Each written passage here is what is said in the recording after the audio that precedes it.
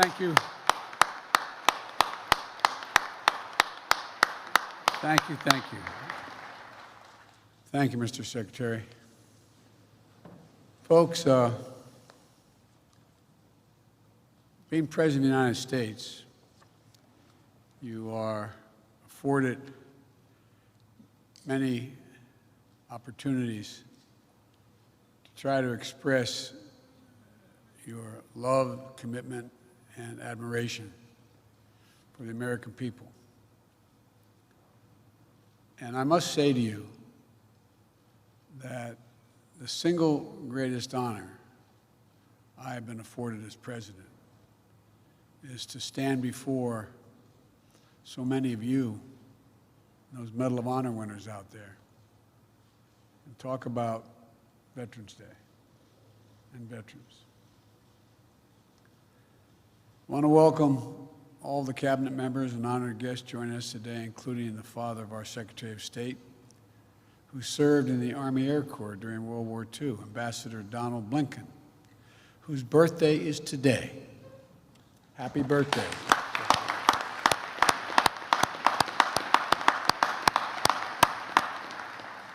Thank you for your service to our country.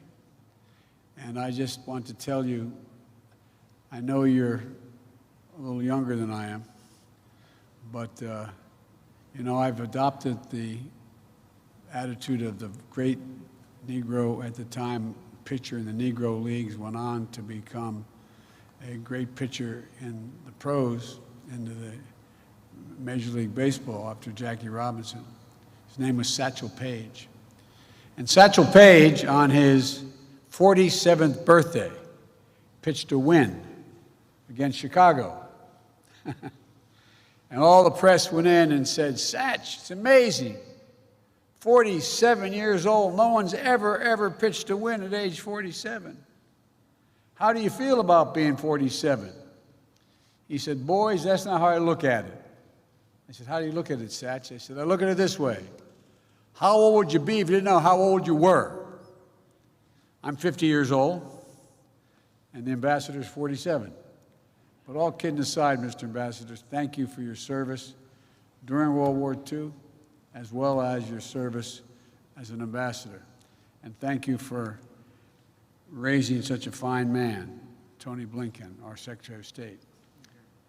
To all our veterans, past and present, we thank you, we honor you, and we remember always what you've done for us. I'd like to recognize one of our national heroes who is here today, Medal of Honor recipient, Mr. Brian Thacker. During the Vietnam War, then First Lieutenant Thacker put the safety of his fellow troops above his own, providing cover fire against an attacking enemy, and even calling in artillery fire on his own position so our forces had a better chance to withdraw. Wounded, unable to leave the area, he evaded capture for 8 days until finally federal friendly forces retook the position. Yours is a remarkable story. It'll never be forgotten. We'll also never forget the stories of American leaders and icons we've lost recently, who shaped our nation in ways that are hard to measure. I've lost, like many of you, 3 good friends in the last month. General Colin Powell, a child of immigrants who grew up to be the chairman of the Joint Chiefs of Staff, the Secretary of State, a man who was a friend but who earned the universal respect of Americans and people for his leadership in uniform and out. And a guy who became good friends, and many times I was in and out of Iraq as a vice president and a senator, General Ray Odierno, who I met multiple times in Iraq and who did so much to help get us where we are today, and who always put the troops and his veterans first. It was an honor to have my son, Major Biden, serve under his command at the time. And my friend and colleague, who was mentioned already, United States Senator Max Cleland, who as a triple amputee knew the cost of war as well as anyone could ever know it, and went on to champion the dignity and care of Americans' wounded veterans throughout his life. We lost all three of these incredible veterans in the last several weeks, and our hearts go out to their families. These are stories that inspire generation after generation of Americans to step forward to defend our nation. And today, we pay homage to the unrelenting bravery and dedication that distinguish all those who have earned the title of American veteran. It's an honor that not only a small percentage of Americans can claim, and one that marks those who are able to claim it as brothers and sisters. It's a badge of courage that unites across all ages, regardless of background, because to be a veteran is to have endured and survived challenges most Americans will never know. You've come through the trials and testing, braved dangers and deprivations, faced down tragic realities of war and death. And you've done it for us. You've done it for America, to defend and serve American values, to protect our country and our Constitution against all enemies, and to lay a stronger, more secure foundation on which future generations can continue to build a more perfect union. Each of our veterans is a link in a proud chain of patriots that has stood in the defense of our country from Bunker Hill to Belleau Woods, Gettysburg to Iwo Jima, Chosin Reservoir to Konar Valley. Each understood the price of freedom, and each shouldered that burden on our behalf. Our veterans represent the best of America. You are the very spine of America, not just the backbone. You're the spine of this country. And all of us owe you. And so on Veterans Day, and every day we honor that great debt and recommit ourselves to keeping our sacred obligation as a nation to honor what you've done. We have many obligations to our children, to our elderly, to those truly in need. But I've gotten in trouble way back when I was a young senator for saying we only have one truly sacred obligation. We have many obligations, but one truly sacred obligation: to properly prepare those and equip those who we send into harm's way and care for them and their families while they're both deployed and when they return home. This is a lifetime sacred commitment. It never expires. And for me and for Jill and for the entire Biden family, it's personal. When Bo was deployed to Iraq, after spending 6 months in Kosovo as an assistant U.S. attorney trying to set up a criminal justice system, I got a call from him one day.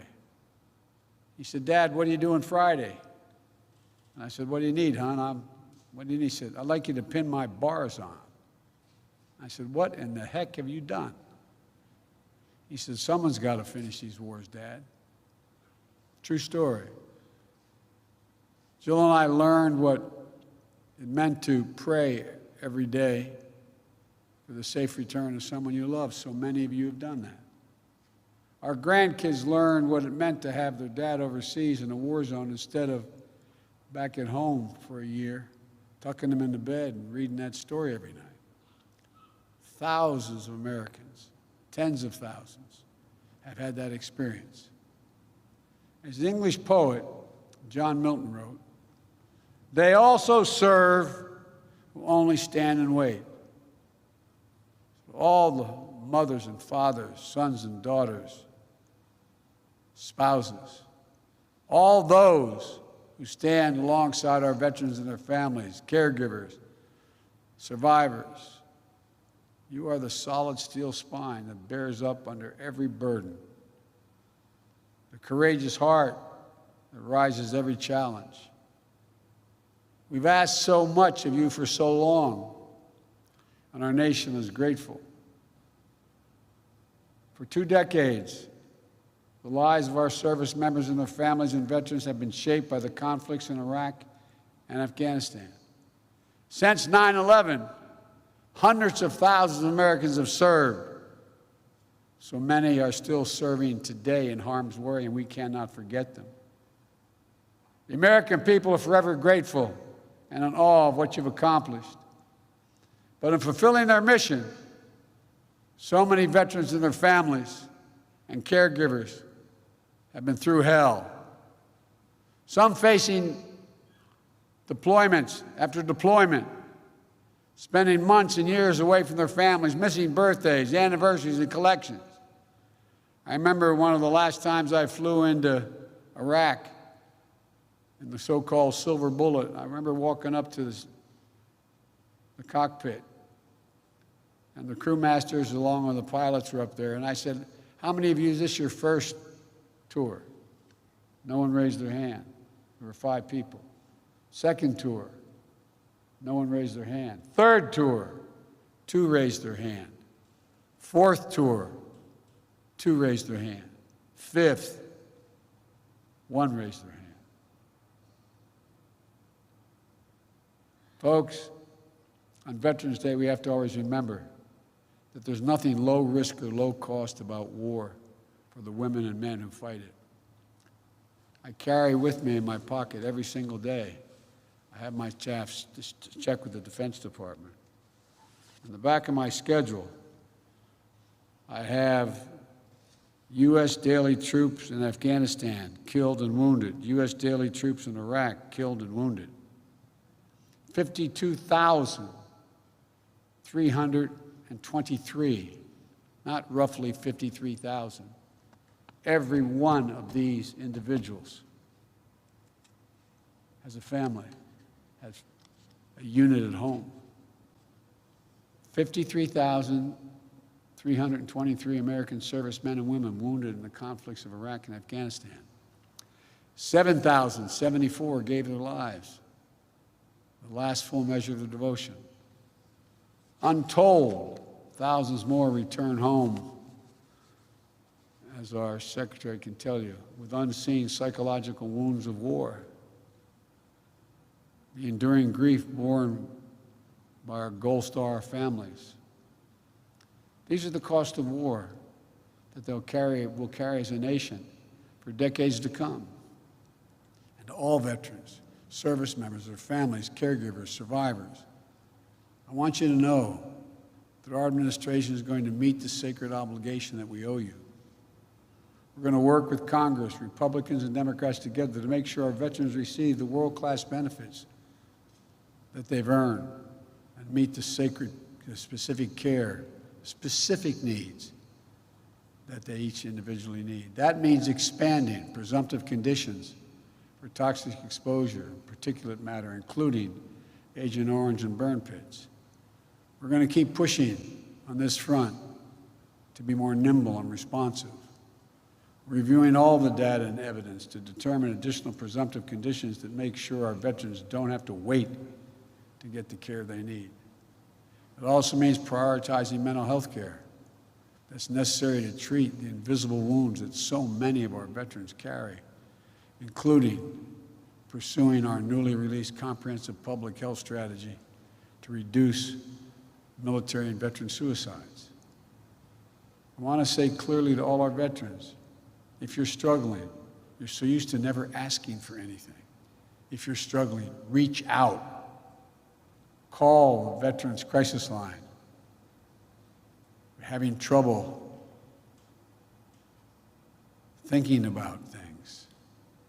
It's no different than if you had a wound in your arm. It's also making sure that the growing population of women and LGBTQ+ veterans receive appropriate services and support. As we continue our efforts to defeat the pandemic and build back better, it means keeping the needs of veterans front and center.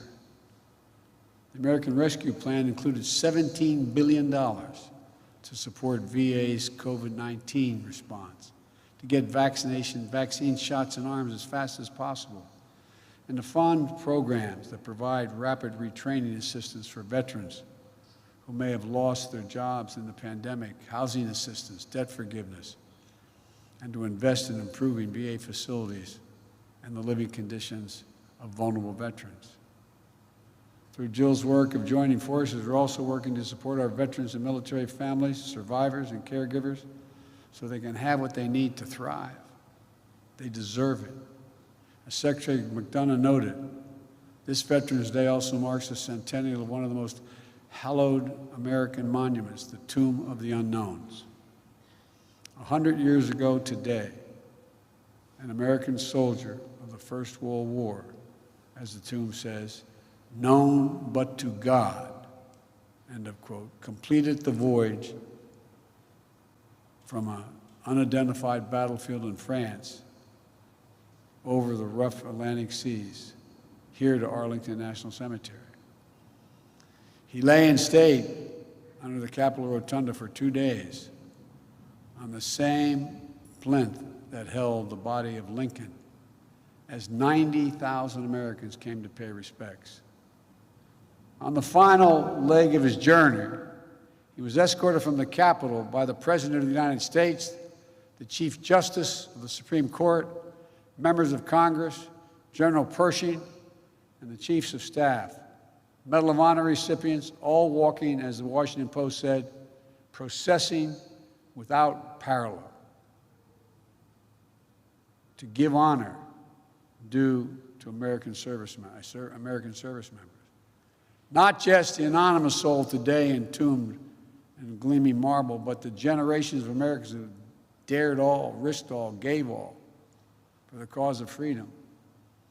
To commemorate in the wounds of the member, in the words of a member of Congress who proposed the legislation creating the memorial, an American warrior, quote, this is the quote, who typifies the soul of America. You veterans are the soul of America, America's soul. It's why our veterans have always fought, always been willing to put themselves on the line. That the first unknown lies now with his brethren, unnamed warriors from later wars, fellow patriots who picked up the mantle of honor and made it their burden. And today, 100 years later, we keep a sacred watch over their graves. Generations of elite sentinels have taken the post, pledging their eternal vigilance. We lay wreaths, we renew our oaths, we stand in solemn awe of such fidelity, because for us to keep faith with American veterans, we must never forget exactly what was given us, what each of them is willing to put on the line for us. We must never forget that it is the mighty arm of the American warrior, never bending, never breaking, never yielding, generation after generation, has secured for us the blessings of a nation that still stands today as a beacon of liberty, democracy, and justice around the world. God bless you all. God bless all American veterans and those who proudly earn that title. And may God protect our troops. Thank you.